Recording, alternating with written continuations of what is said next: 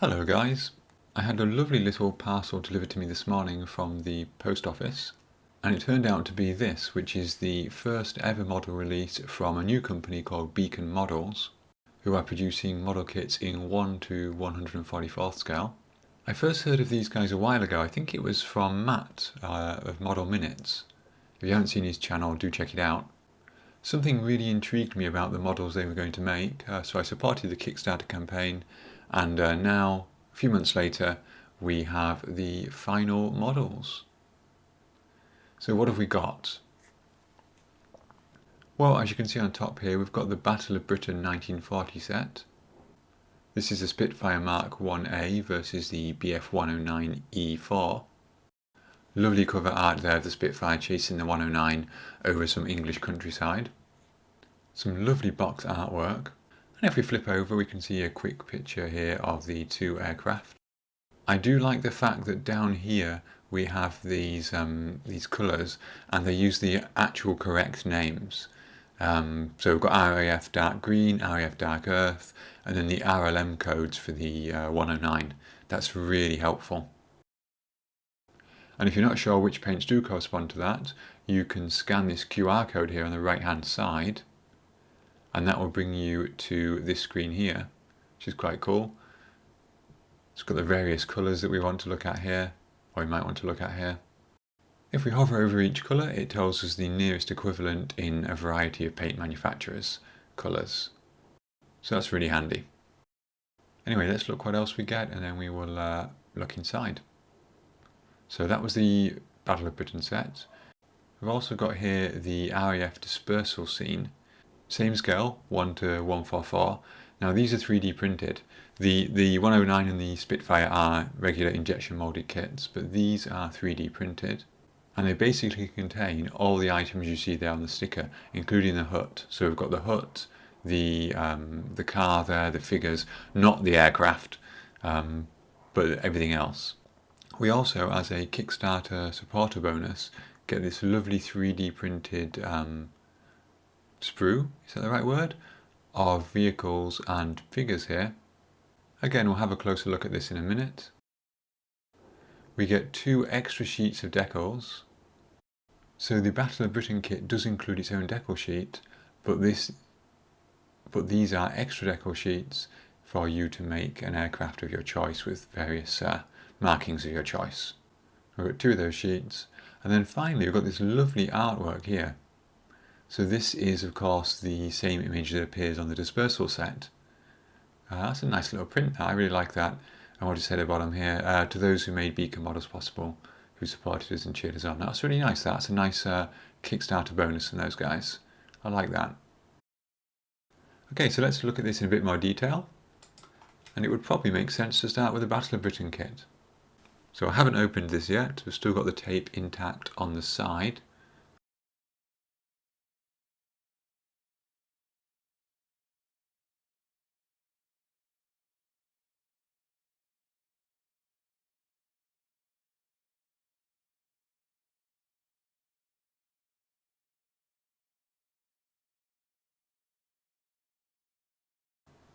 Okay, what have we got? Okay, so first up we've got this sprue here which contains our Spitfire. At first I thought we had 2 Spitfires here because we've got 2 lower wings, but we've only got 2 fuselage halves, and if you look at those lower wings there are slight differences. One has the cannons on it, I think, and one doesn't, so we've got some options there in terms of armament, which is quite nice. You can see various parts here. Let's cut to a close-up of this because it's quite small detail. So here's that underside of the wing. So here's the underside of that wing, and that looks lovely. I really like that. I know some people say the panel lines are out of scale, but yeah, you've got to have some detail on there, and that looks really nice to me. I like that a lot. Here's the fuselage half. Very nice, with some rivet details in there as well. We've got several types of propeller, so we've got the 3-blade there and the earlier 2-blade type, which I guess would be the Mark 1. And then another 3-blade type over here, so I need to do a bit of research here. I do like the fact that Beacon Models have sort of given us the options here, so if you want to build a particular aircraft that's got certain features, and you know that from your your references, then you're probably going to be able to do that here with these spare parts and with that extra decal sheet that I showed you a moment ago. So yes, the Spitfire looking very decent. Let's move on to the 109. So again, very similar for the sprue, that we've got two sets of wings, but they're slightly different. We still only get one Spitfire and one 109. We've got options here for the drop tank by the looks of it. We look like we've got a bomb there as well. Let's zoom in again. So here's the wing, and you can see this, we've got A, B, C, D as markings for drill holes there. So I'm guessing that's for different armaments. Again, we've got the wheels, the cowling there.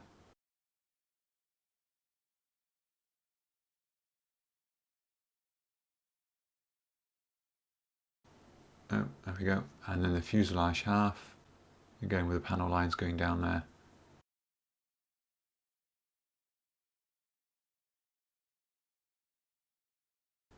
Looking good. We've got some bombs there I can see, and some drop tanks. Drop tanks there on the left, bombs just underneath my finger. Got the landing gear covers there.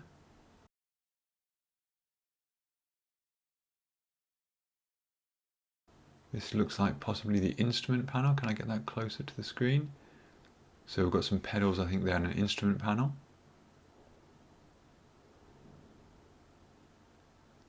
And there's the alternative wing down there. And some more bombs, in fact. Lovely stuff. We also have some clear parts. These are the 109 clear parts. Now, they are labelled X1, X2 and X3, although to be honest with you, I can't tell the difference between them. Even looking close up, I can't see what the difference is. So they might just be spare, just in case you damage one. And the same for the Spitfire. Again, I can't really tell the difference between those. We even get in this kit, and again, this is great attention to detail from Beacon. We get some masks for the canopies. Then we have the decal sheets. So we've got stencils here. We've got the red patches that go over the gun ports to stop them icing up before they're used. Obviously markings, national insignia, serial numbers, etc, etc. Beautiful looking stuff. And these are also cartograph decals, so they should go down very nicely.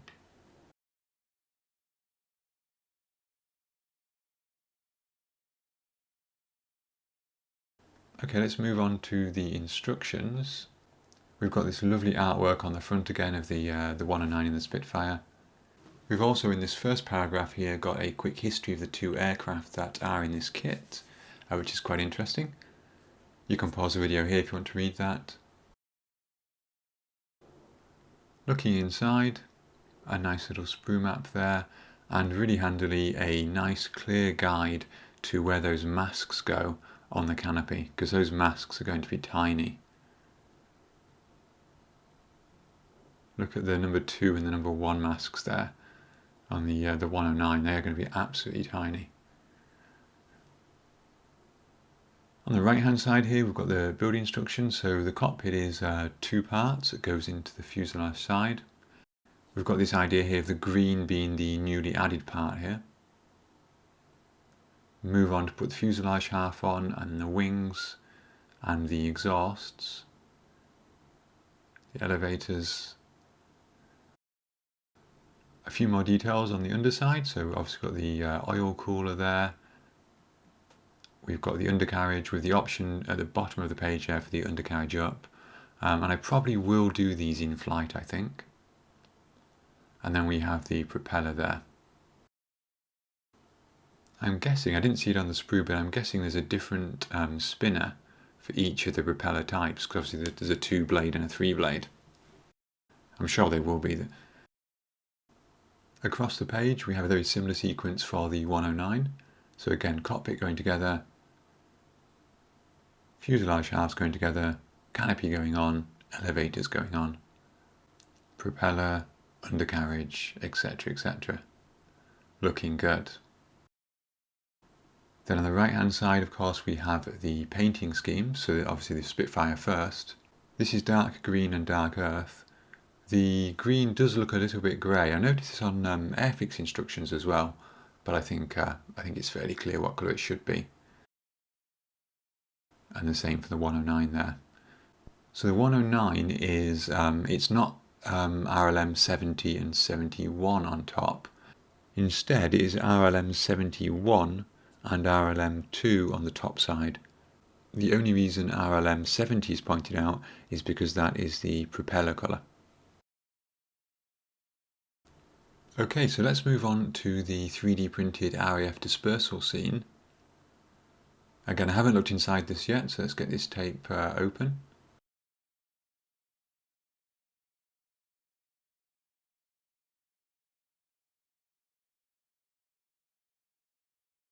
And here you can see we've got the individually bagged 3D printed sprues.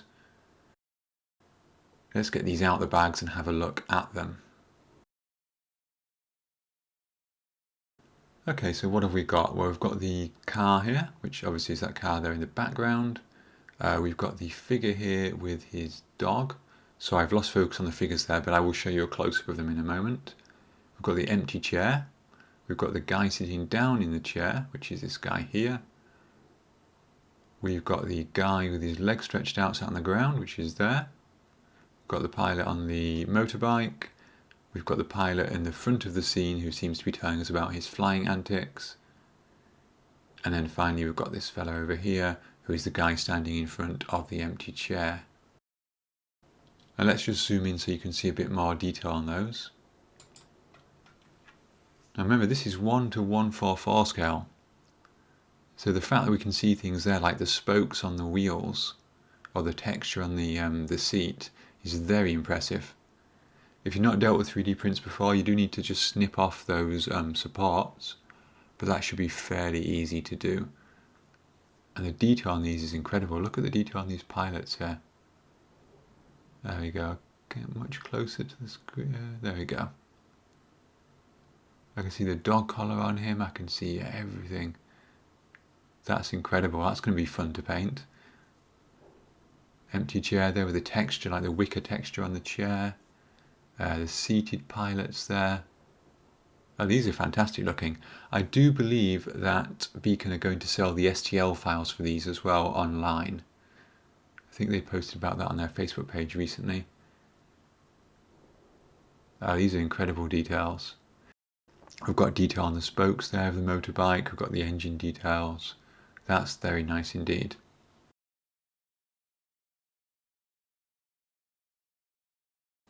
Okay, going back to the other sprue, so this is the one for the hut. So again, you can see we've got the side there with the windows and the end piece. I won't take the other one out of the bag, but it's basically the same thing for the other side. And then we've got the corrugated iron roof there as well. But let's take a close-up at this one. So again there, we've got the wooden plank detail there. The windows are nicely inset.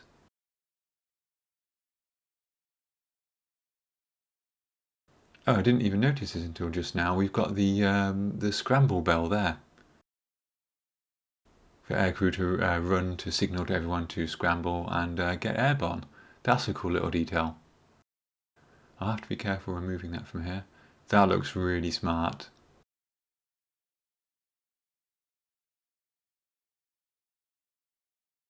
And then finally we have one more 3D printed piece. Now remember, this is not part of the RAF Dispersal set. This is a bonus for the Kickstarter supporters. Let's get this out of the bag and zoomed in. So we've got a Kubel wagon there. We've got a pilot standing. I can't tell whether that's an RAF or a German pilot at the moment.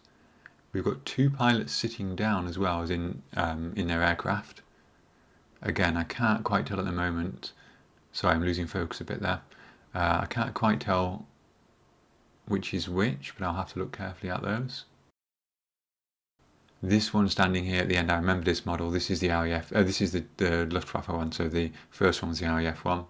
And then here we've got a lovely Tilly with tie-down detail and even some folds in the fabric there over the rear by the looks of it. Very nice. And then a nice little thank you at the end there, the Few Part 1 for Kickstarter supporters. And last but not least, let's have a look at this bonus decal sheet. These two bonus decal sheets, they're identical. One thing I noticed here, which is really interesting and really helpful, on the aircraft markings for the 109, we've got the different ranks here, look. So what each of those markings means in terms of the rank of the pilot. I've never seen that before on a decal sheet. And to be honest, I didn't actually realise that they meant different ranks until fairly recently. So that's really helpful. We've also got down here on the RAF ones, the different types of roundels. So we've got what the fin flash variant C, variant B, roundels type A, A1, different sizes. And again, if you want to make a particular aircraft of your choice here and you know exactly what it needs, this sheet probably has the details that you need there.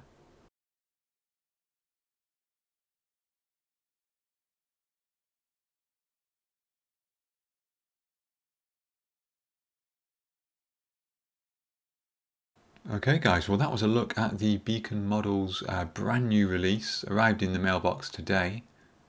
What a fantastic collection. I didn't think I'd be very excited about some 1 to 1/44 scale aircraft, but I really am. I'm really looking forward to building this. You can tell they've got some incredible attention to detail, not just in the actual models themselves, but also in terms of the research. I really like the fact that we've got those various options in the Battle of Britain kit here to build variants of the 109 and the Spitfire.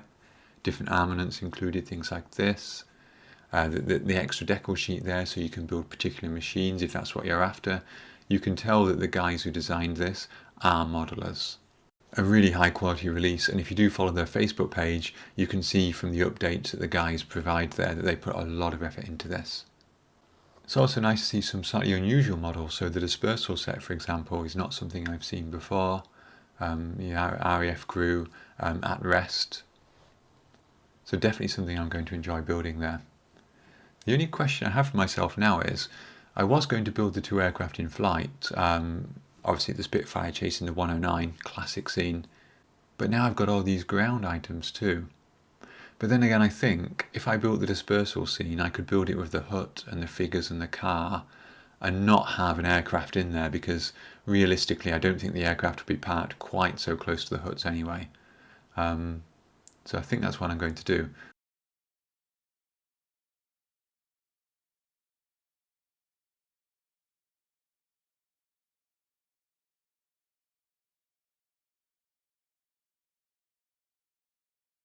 So guys, if you're interested in these kits, head over to Beacon Models page. The link is in the description. I think these kits might be out of stock for now, because they've just focused on getting things out to their Kickstarter supporters. And of course, since the Kickstarter campaign went out, prices of everything have gone up. So they have had a few problems, but one thing I've really liked in dealing with them is that they have always kept their supporters in the loop. They've always been very transparent. So don't think just because they're sold out now that they're not going to come back. I'm sure as soon as the first wave is done, they'll be producing some more kits as well. So guys, before I go, I need to say thank you to my supporters. That's all of you guys for watching. Everyone who watches, everyone who likes, everyone who comments, everyone who subscribes. And a special thanks to my Patreon supporters and YouTube members. It makes a huge difference to me, guys, not least of which it gives me the motivation to keep going and to know what you like, to know that you enjoy my videos, and all the suggestions you give me in the comments. I really do appreciate all of them. So thank you very much, guys. And I've got to go now because I've got to go build this kit. See you next time, guys.